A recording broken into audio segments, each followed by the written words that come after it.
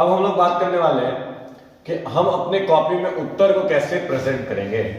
आज हम इस वीडियो में ये भी बात करेंगे कि हम अपने आंसर्स को अपनी कॉपी में कैसे प्रेजेंट करें।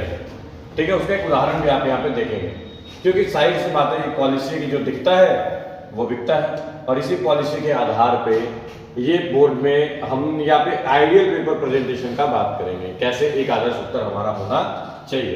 तो मान लीजिए कि साइंस का एक पेपर है ये, और इसमें एक कोई क्वेश्चन आया हुआ था, तो कैसे हम लोग इसको कंटिन्यू करेंगे। हम यहाँ पे आराम से लिख लेंगे। ये आपके पेपर का एक मॉडल बनाया गया है आंसर्स का। ये आपका, मैंने आपको कहा था कि आप पेपर को से 4 भाग में मोड़ेंगे और इसका एक पार्ट पूरा हाशिया यानी मार्जिन छोड़ देंगे, तो ये आपका मार्जिन हो गया। इसके बाद इसमें आप लिखेंगे प्रश्न एक, और कुछ भी एक्स्ट्रा काम इसमें नहीं करना है। इसके बाद सेक्शन भी जो आप प्रूफ करने वाले हैं, सॉल्व करने वाले हैं, बनाने वाले हैं, प्रॉपर हेडिंग देंगे, ब्लू ब्लैक पेन मिक्स करके आप यूज करेंगे। और आंसर क्वेश्चन आपका कि प्रकाश के परावर्तन के नियम लिखें, तो सीधा लिख देंगे प्रकाश के परावर्तन के नियम। परावर्तन के मुख्यतः 2 नियम है, और वो दोनों नियम जो भी थे यहाँ पे क्लियर मेंशन करके लिख दिया गया है। इसके बाद मान लीजिए आपका दूसरा उत्तर ओम का नियम क्या था, ये है, तो आप लिखेंगे उत्तर नंबर 2 ओम का नियम, और जो आंसर है आप साफ साफ शब्दों में समीकरण अगर है तो उसको लिख देंगे, ताकि चेक करने वाले को एकदम सुविधा हो, आसानी हो। आप अपना दूसरे साइड पे भी मार्जिन छोड़ेंगे, दूसरे साइड पे भी ऐसे हाशिया छोड़ेंगे और बीच में अपने उत्तर को लिखेंगे।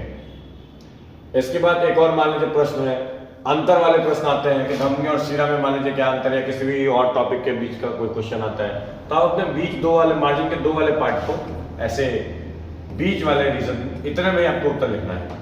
आप यहाँ पे बीच लाइन खींचेंगे और एक तरफ कैटेगरी वाइज से बना करके और पॉइंट वाइज सारे उत्तर लिख देंगे।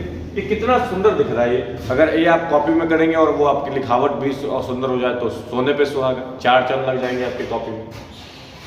लेकिन इस प्रेजेंटेशन में क्या ध्यान रखना है, आपको इसमें ध्यान रखना है कि हेडिंग का इस्तेमाल होना चाहिए। शुरू करने के पहले आप काले ब्लैक पेन का इस्तेमाल करिए, जिसमें आप टॉपिक का नाम लिखिएगा और उसको अंडरलाइन कर लेंगे, और उसके बाद इससे पता चल जाता है कि आप क्या लिख रहे हैं।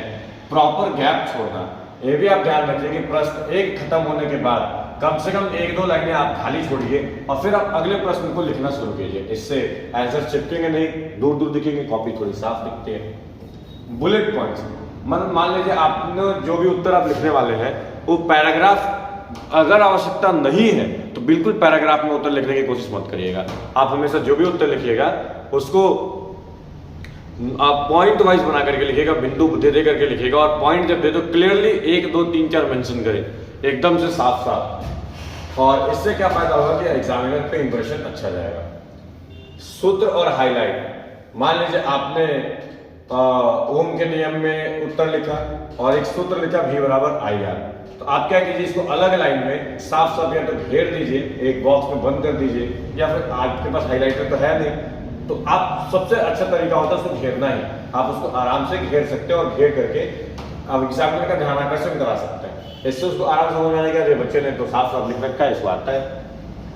अंतर स्पष्ट करिए। इस वाले टाइप के क्वेश्चन में आपको क्या करना है, इस वाले टाइप के क्वेश्चन में आपको हमेशा टेबल बना करके ही जवाब देना है। पैराग्राफ में जवाब देने की कोशिश मत करिए। टेबल बना करके जवाब लिखना भी आसान है, देखना भी आसान है, और उसको पढ़ पाना भी आसान है।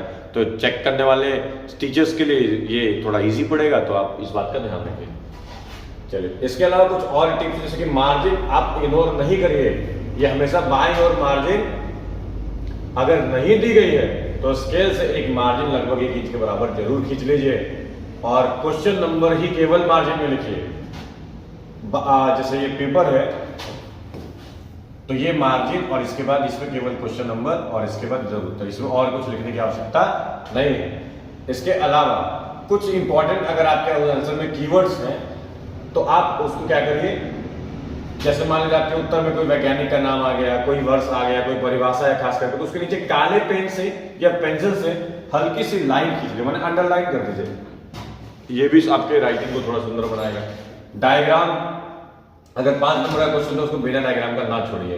पेंसिल से दाईं ओर या बीच में एक चित्र जरूर बनाइए, और उसके नीचे उस चित्र का अच्छा सा सुंदर सा नाम लिखिए। अगर आपने मानव नेत्र का चित्र बनाया है तो पेपर के दाईं ओर चित्र बना करके पेपर के दाएं चित्र बना करके मानव तो नीचे साफ साफ लिख लीजिए, उसको लेबलिंग भी करिए।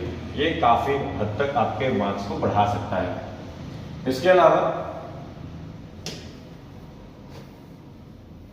अगर आप लॉन्ग ऐसे लिखने वाले हैं तो उसका सही स्ट्रक्चर कैसे है, तो वो भी हम यहाँ पे देखने वाले हैं। आप ध्यान दीजिए, उदाहरण के तौर पे यहाँ पे प्रश्न लिया गया है कि 1857 की क्रांति के मुख्य कारणों का वर्णन करें। तो इसके 3 भाग हो गए, शीर्षक, भूमिका, मुख्य भाग और लास्ट में निष्कर्ष। कैसे इसको रिप्रेजेंट किया जाएगा, चलिए उसका देखते हैं हम लोग रिप्रेजेंटेशन। तो ये रहा रिप्रेजेंटेशन, आप ध्यान दीजिए। पहले लिखा गया 1857 के मुख्य कारण, मार्जिन में आ गया आपका, और ये हम लिखना शुरू किए। ये आपका हेडिंग हो गया, अंडरलाइन हो गया ब्लैक या पेंसिल, ब्लैक पेन या पेंसिल से। उसकी भूमिका, जो भी उसकी भूमिका थी कि क्रांति भारत का प्रथम स्वतंत्रता संग्राम थे, अंग्रेज हुकूमत के खिलाफ पहला बड़ा और संगठित विद्रोह था, ऐसे करके भूमिका लिख दिया गया। फिर उसका जो मुख्य भाग है, फिर उसको लिखा गया कि उसके कारण क्या क्या थे, जो इसने हमारा प्रश्न में डिमांड किया था।